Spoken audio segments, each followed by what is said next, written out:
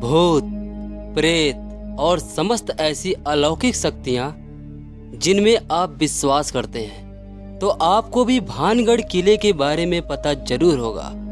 भानगढ़ एक ऐसा किला जो भारत का सबसे बड़ा और दूसरा भूतिया किला माना जाता है। इसकी रहस्य बड़े बड़े वैज्ञानिकों ने नहीं सुलझा पाया है।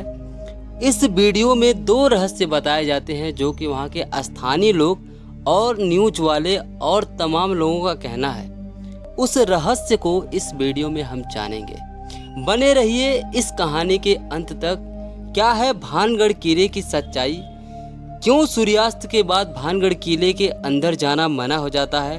क्यों सेंट्रल गवर्नमेंट ने भी ये बोर्ड लगा रखा है चेतावनी देते हुए कि सूर्यास्त के बाद इस किले के अंदर एंटर करना सख्त मना है?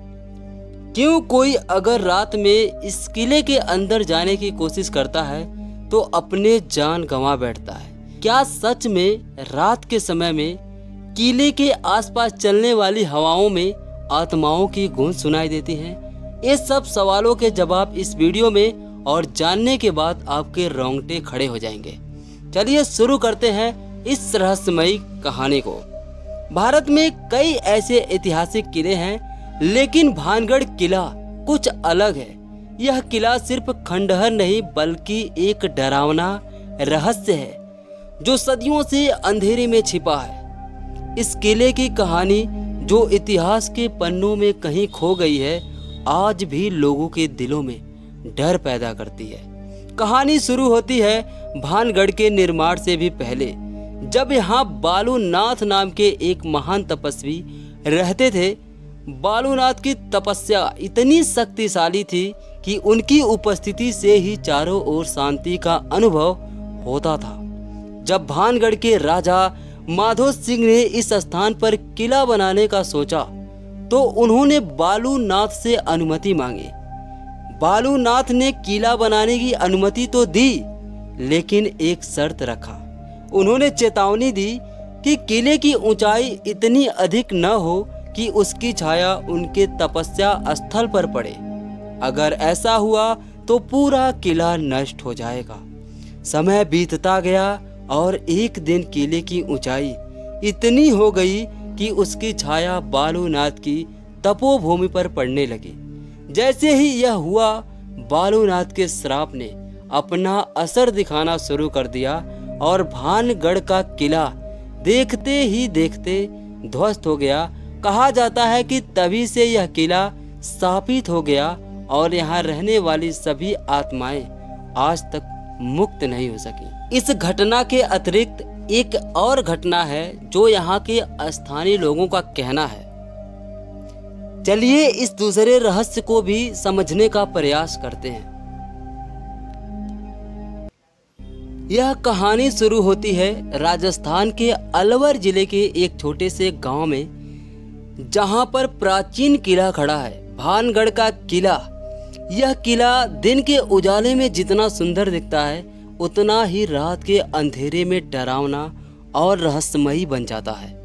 लोग कहते हैं कि इस किले में कुछ ऐसा छिपा है जो सदियों से अंधेरे में लिपटा हुआ है। कुछ कहते हैं कि यहाँ की हवाओं में आज भी एक राजकुमारी की करुणा की गूंज सुनाई देती है। और दूसरा रहस्य रानी रत्नावती के खूबसूरती के ऊपर ही है। भानगढ़ की शान, जिसकी खूबसूरती की चर्चा दूर दूर तक होती थी, लेकिन इस खूबसूरती के पीछे छिपा एक भयावह रहस्य। कहते हैं कि उस समय एक तांत्रिक हुआ करता था जिसका नाम था सिंधिया। सिंधिया राजकुमारी पर मोहित हो गया था। उसकी चाहत इतनी प्रबल थी कि उसने काले जादू का सहारा लिया।